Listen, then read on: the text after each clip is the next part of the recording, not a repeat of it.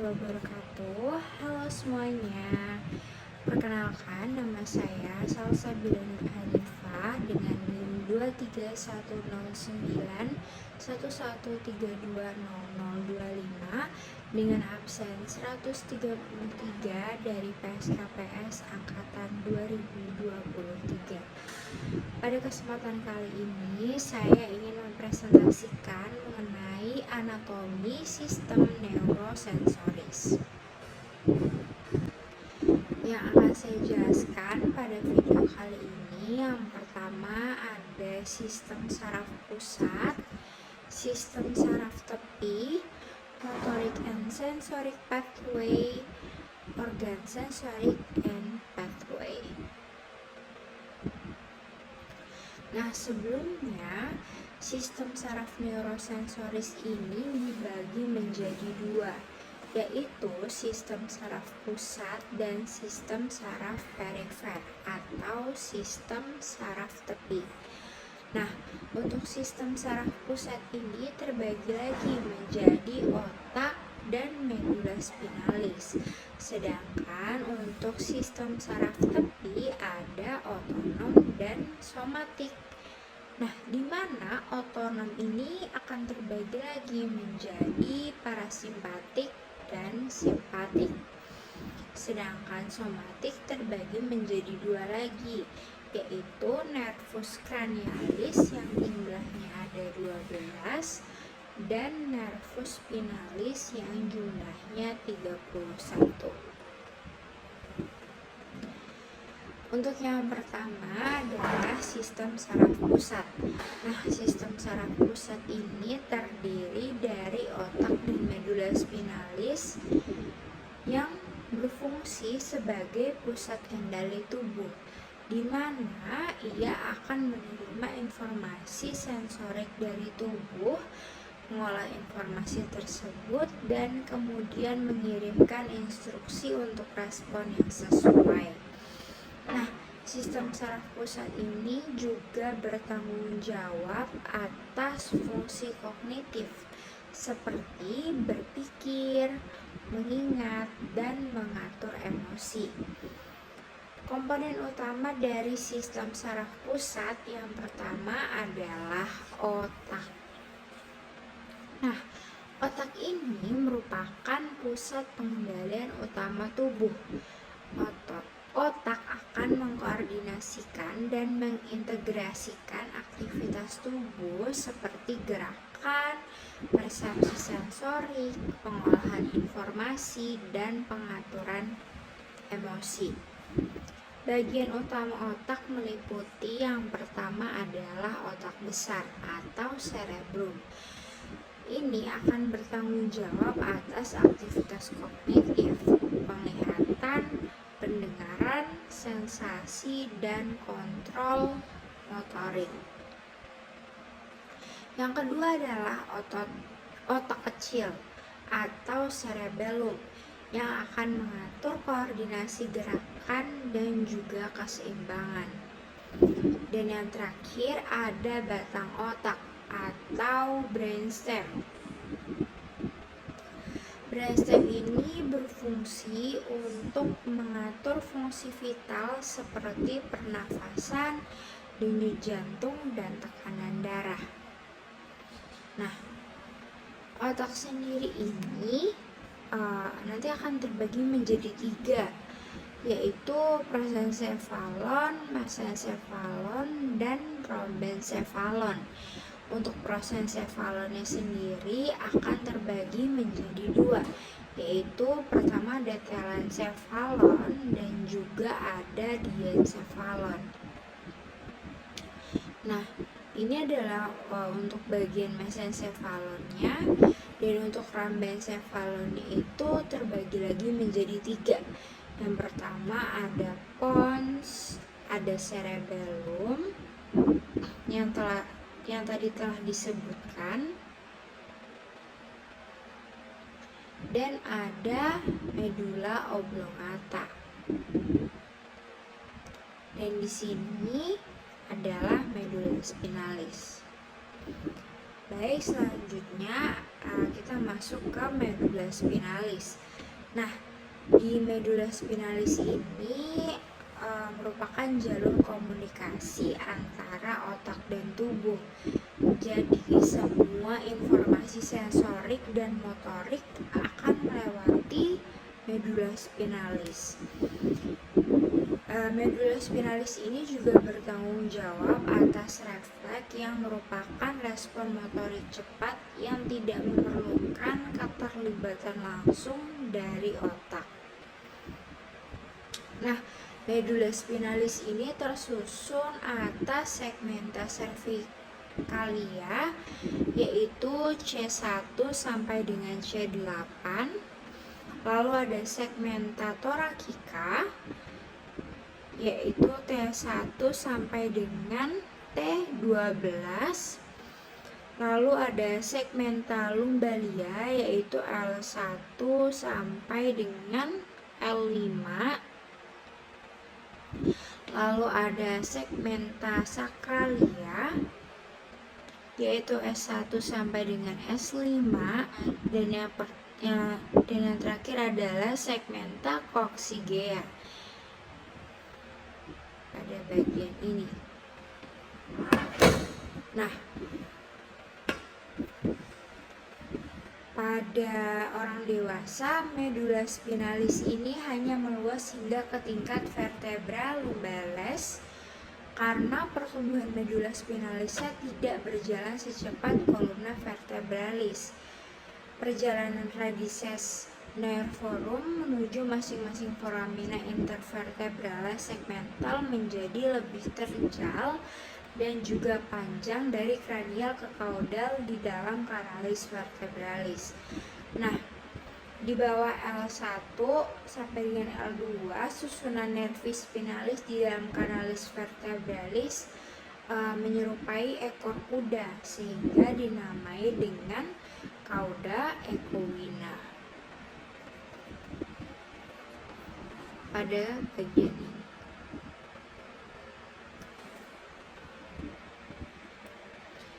Selanjutnya adalah sistem saraf tepi. Yang pertama adalah 12 saraf kranial. Nah, sistem saraf kranialis ini terdiri dari 12 pasang saraf yang berasal dari otak dan bertanggung jawab untuk berbagai fungsi sensorik dan juga motorik di kepala dan leher. Nah, yang pertama ini ada nervus olfactorius yang berfungsi untuk penciuman dengan mengirimkan impuls dari reseptor bau di rongga hidung ke bulbus olfaktori. Nah, yang kedua adalah nervus opticus yang akan mengatur penglihatan dengan mengangkut informasi visual dari retina mata ke otak. Lalu yang ketiga ada nervus oculomotorius. Nah, ini berfungsi untuk mengendalikan sebagian besar otot yang bergerak di mata, termasuk dari pengaturan pupil. Selanjutnya adalah nervus trochlearis. Nah, ini bertanggung jawab untuk menggerakkan otot obliquo superior yang memutar mata. Selanjutnya ada nervus trigeminus. Nah, nervus ini memiliki 3 cabang yang mengatur sensasi wajah dan fungsi motorik untuk mengunyah. Selanjutnya adalah nervus abducens. Ini akan mengendalikan otot rectus lateral yang memungkinkan mata untuk bergerak keluar.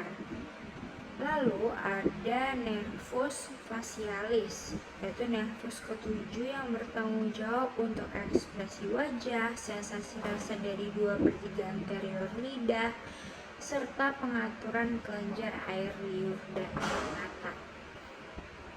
Nah, selanjutnya adalah nervus vestibulocochlearis yang berfungsi untuk mengatur pendengaran dan keseimbangan melalui 2 komponen, yaitu koklea dan juga vestibular. Lalu ada nervus glossopharyngeus yang berfungsi dalam sensasi rasa dari sepertiga posterior lidah serta mengontrol otot faring untuk menelan dan mengatur kelenjar ludah. Nah, selanjutnya ada nervus vagus yang memiliki fungsi otonom yang luas termasuk kontrol organ dalam, detak jantung, dan juga pencernaan. Lalu ada nervus accessorius yang bertanggung jawab untuk mengendalikan otot leher dan juga otot bahu. Sementara yang terakhir adalah nervus hypoglossus, yaitu untuk pergerakan otot lidah, penting dalam berbicara maupun menelan, dan keseluruhan saraf ini berperan penting dalam kemampuan kita untuk bisa berinteraksi dengan lingkungan serta menjalani aktivitas kita sehari-hari. Nah, selanjutnya untuk organ sensoris, yang pertama adalah mata. Nah, setiap gerakan kelopak mata akan menyebarkan film air mata ke permukaan mata. Berkedip melibatkan kontraksi musculus orbicularis oculi berurutan dari temporal ke nasal dan menyebabkan gerakan menghapus dengan arah ke canthus nasalis. Nah, pada orang dewasa dengan kelopak mata terbuka, lebar antara kelopak mata atas dan juga kelopak mata bawah berkisar antara 6 sampai dengan 10 mm dan jarak antara canthus nasalis dan temporalis adalah 28 sampai dengan 30 mm. Kecuali kornea, konjungtiva merupakan lapisan tipis translusen mukosa dengan pembuluh darah yang akan menutupi bagian bola mata yang membentuk permukaan mata dan bagian samping kelopak mata yang berhubungan dengan permukaan mata. Nah, konjungtiva palpebra dan konjungtiva bulbi masing-masing akan menutup bagian belakang kelopak mata dan juga bola mata. Nah, kedua bagian konjungtival ini akan menyatu pada konjungtiva fornicis atas dan juga bawah. Konjungtiva fornicis bawah akan menjadi kantong konjungtiva, dan jika memberikan obat tetes mata maka akan diberikan di kantong konjungtiva bawah ini. Nah, ini adalah bagian dari palpebra superior yang terbagi menjadi dua, yaitu pars supratarsalis dan pars tarsalis. Lalu di bagian ini adalah palpebra inferior.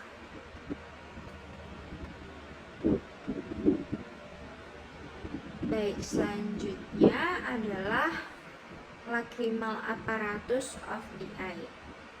Nah, setiap kelopak mata itu akan memiliki sekitar 25 sampai dengan 30 kelenjar dengan ductus excretoriusnya yang bermuara ke dalam rima palpebra atau rima palpebralis. Nah, pada gambar ini struktur permukaan mata yang terlibat dalam pembentukan 3 komponen. Yang pertama, glandula lacrimalis dan glandula lacrimalis yang terlibat dalam pembentukan komponen air. Lalu ada epitel squamosa bertingkat yang tidak berkeratin pada kornea dan konjungtiva, dan juga sel-sel goblet di konjungtiva yang akan terlibat dalam komponen mukus. Lalu yang terakhir adalah kelenjar meibom yang terlibat dalam pembentukan komponen lemak. Nah, selanjutnya adalah otot pada mata. Nah, gerakan bola mata itu dikontrol oleh 6 otot ekstraokular di dalam orbita. 4 otot rectus itu yang pertama ada musculi recti superior, inferior, medialis, dan lateralis. Lalu ada 2 otot oblik, yaitu musculi obliqui superior dan inferior.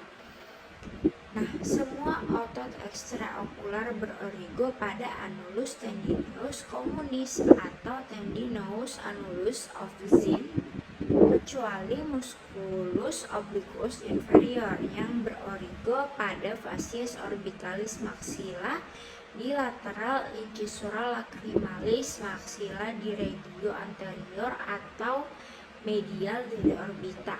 Dan musculus obliquus superior ini origonya pada corpus ossis sphenoidalis di medial annulus tendinous communis dan selubung dural nervus opticus. Nah, keenam otot ini berinsersio pada sklera.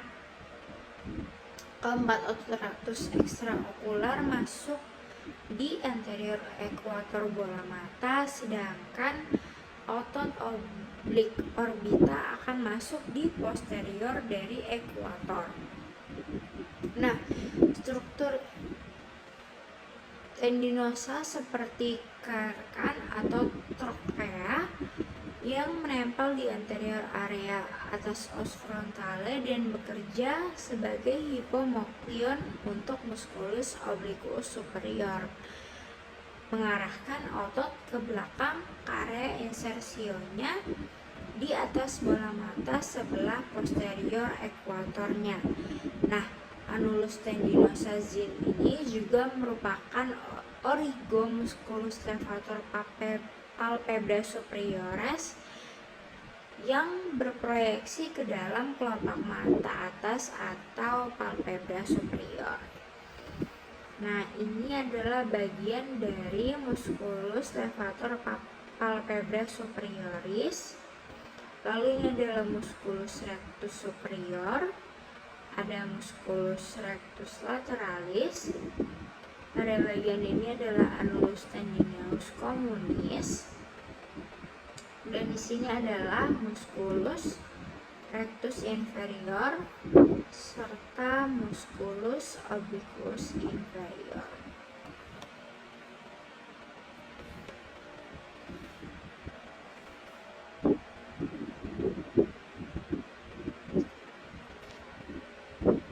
Selanjutnya adalah visual pathway.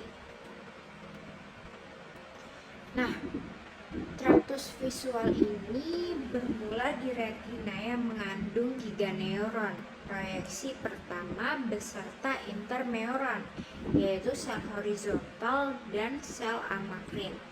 Nah, sebanyak 40 sel batang menyampaikan sinyalnya menuju satu sel bipolar batang. Dari sini, informasi tersebut disampaikan secara tidak langsung melalui sel amakrin yang bergantung kepada literatur saat ini terdapat 20 sampai 50 sel menuju ke sel ganglion. Nah, dengan demikian terdapat rantai intraretinal dari keempat neuron bagi sel batang. Akson sel ganglion berjalan di dalam nervus opticus menuju chiasma opticum, yaitu tempat serabut-serabut dari pars nasalis retina menyilang ke sisi yang berlawanan, yang di sini berwarna merah. Nah, serabut dari pars temporalis ini tidak menyilang, yang berwarna hijau. Nah, setelah chiasma terdapat tractus opticus yang mengandung serabut-serabut pembawa informasi visual dari lapang pandang kontralateral.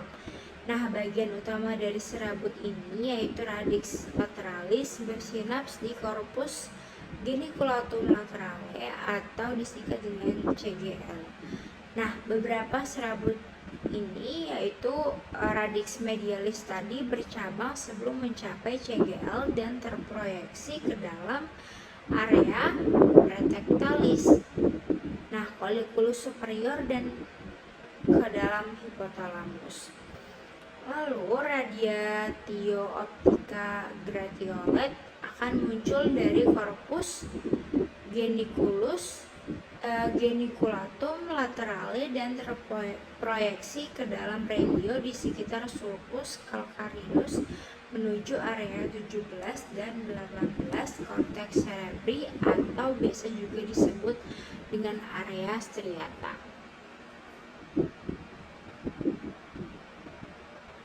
Nah, ini adalah lapang pandang tumpang tindih dan ini adalah lapang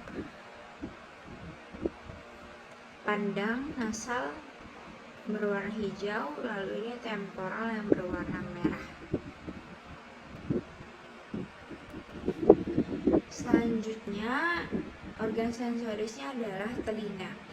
Nah, telinga manusia ini terdiri dari 3 bagian utama. Yang pertama ada telinga luar, telinga tengah, dan telinga dalam, yang masing-masing itu memiliki fungsi spesifik dalam proses pendengaran.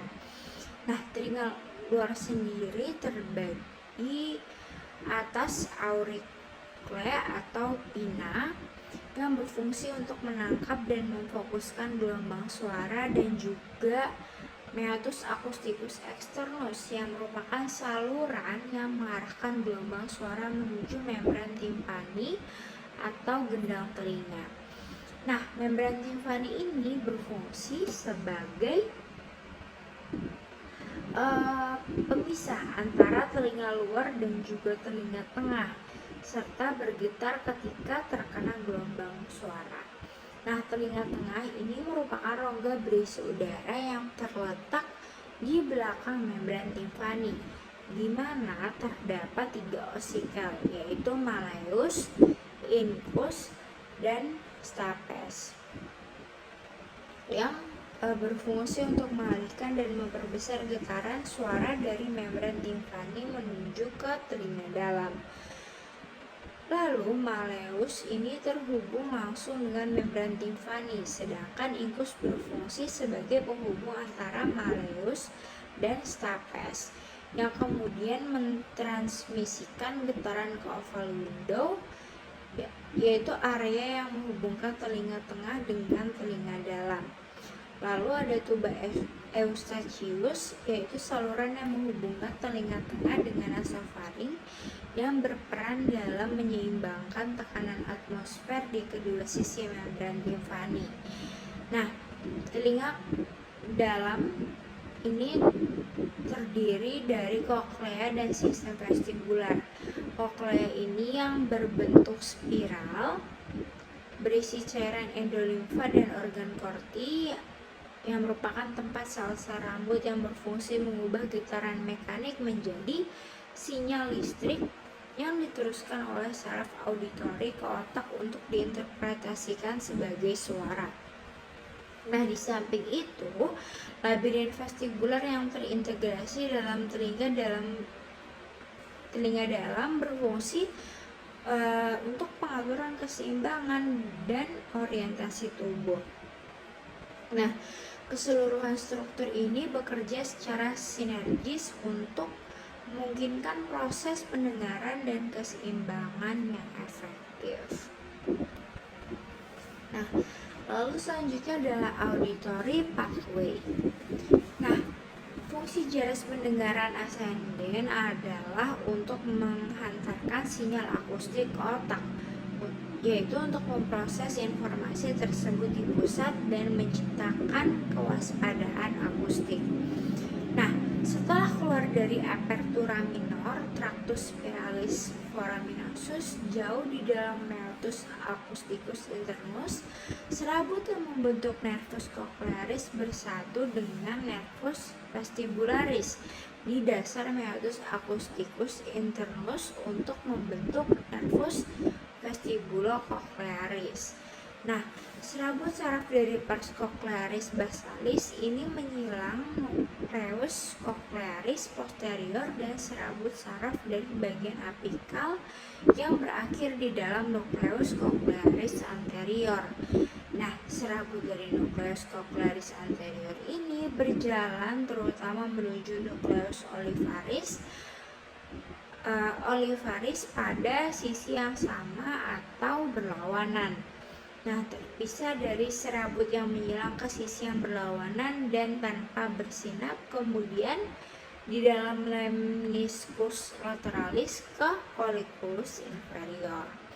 Lalu serabut yang mencapai nukleus olivaris pada sisi yang sama dapat naik ke nukleus lemnisci lateralis, bersinap, menyilang sisi berlawanan, bersinap lagi, kemudian mencapai ke colliculus inferior atau naik secara langsung dari lemniscus lateralis untuk mencapai ke colliculus inferior. Nah, dari colliculus inferior ini hubungan dibuat dengan corpus geniculatum mediale. Nah, radiatio acoustica menghubungkan corpus geniculatum mediale dengan giri temporalis transversi dan pusat Wernicke di lobus temporalis.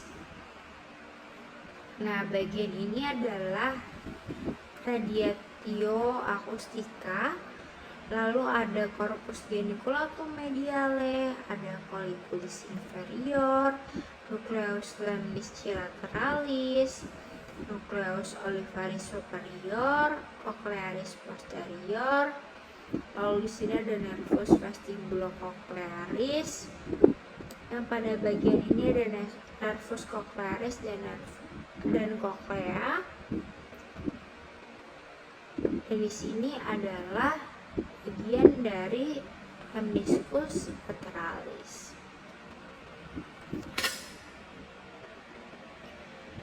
Selanjutnya adalah hidung. Nah, dinding lateral kavitas nasi terutama ditempati oleh concha nasalis inferior dan concha nasalis media. Nah, concha nasalis superior ini berukuran kecil dan terletak dekat dengan daerah olfaktorius di atap hidung. Di sini, villi olfaktoria dari bulbus olfaktorius akan menembus lamina cribrosa dan mencapai mukosa di dekatnya, termasuk mukosa concha nasalis superior. Nah, vestibulum nasi dilapisi oleh epitel berlapis gepeng berkeratin. Di limenasi, lapisan epitel akan berubah menjadi epitel berlapis gepeng tidak berkeratin dan kemudian menjadi epitel kolunar berlapis semu bersilia. Nah, terdapat satu garis hayal dari concha nasalis inferior ke ostium pharyngeum tuba auditiva. Nah, di atas ostium di atap faring terletak tonsilla pharyngea. Nah, ini adalah bagian dari concha nasalis media. Lalu di sini adalah concha nasalis inferior. Ada bagian ini adalah limenasi dan ini sendiri adalah vestibulum nasi. Lalu ini merupakan ostium pharyngeum tuba auditiva. Lalu pada bagian ini adalah tonsilla, yaitu tonsilla pharyngea. Dan pada bagian ini adalah villi olfaktoria dan bulbus olfaktorius. Nah, selanjutnya adalah pathway dari olfaktorius. Nah, pathway penciuman ini dimulai ketika molekul bau atau odoran memasuki rongga hidung dan berikatan dengan reseptor di epitel olfaktori yang terletak di bagian atas dari rongga hidung. Nah, proses ini dimediasi oleh sel-sel reseptor olfaktori yang merupakan neuron sensori khusus. Nah, ketika molekul bau berikatan dengan reseptor, maka akan terjadi terjadi perubahan konformasi pada reseptor yang mengakibatkan aktivasi sel dan menghasilkan impuls listrik. Impuls ini kemudian dikirim melalui serabut saraf olfaktori, yaitu menuju ke bulbus olfaktori. Lalu di bulbus olfaktori, sinyal dari beberapa sel reseptor di sinaps dengan sel-sel mitral. Nah, proses ini berfungsi untuk memproses dan memperkuat sinyal penciuman. Setelah itu, impuls akan berpindah melalui jalur lateral ke korteks olfaktori primer yang terletak di lobus frontal otak yang bertanggung jawab untuk identifikasi dan menganalisis bau. Nah, selain itu, sinyal juga dikirim ke struktur dalam sistem limbik seperti amigdala dan juga hipokampus yang berperan dalam memori dan emosi terkait dengan aroma-aroma tertentu. Nah, maka dari itu, pathway penciuman ini tidak hanya berfungsi untuk mendeteksi bau, tetapi juga untuk menciptakan asosiasi emosional dan memori terkait dengan pengalaman penciuman. EBG.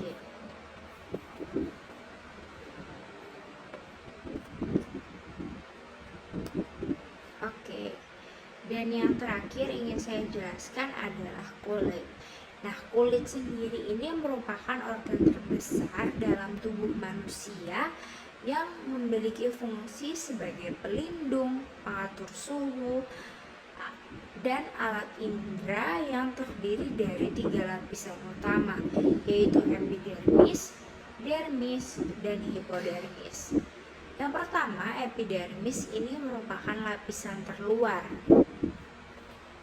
Pada bagian ini merupakan epidermis yang berfungsi sebagai penghalang, pelindung, dan terdiri dari beberapa stratum termasuk dengan stratum corneum dan stratum basale yang nantinya akan menghasilkan sel-sel baru.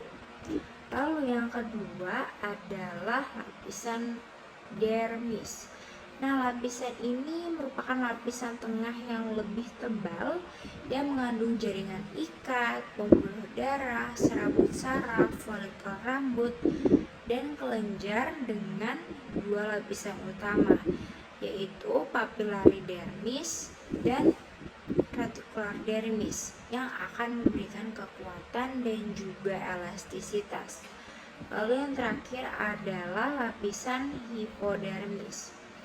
Nah, pada bagian ini hipodermis atau subkutis yang merupakan lapisan terdalam akan menghubungkan kulit dengan struktur di bawahnya yang terdiri dari jaringan lemak yang berfungsi sebagai penyangga dan penyimpan energi.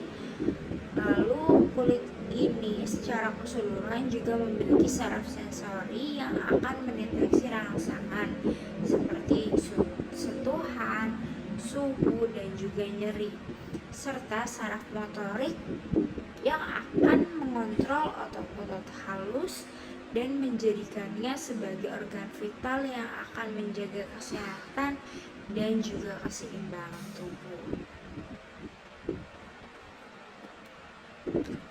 Mungkin sekian yang dapat saya sampaikan. Mohon maaf apabila ada kesalahan. Terima kasih. Wassalamualaikum warahmatullahi wabarakatuh.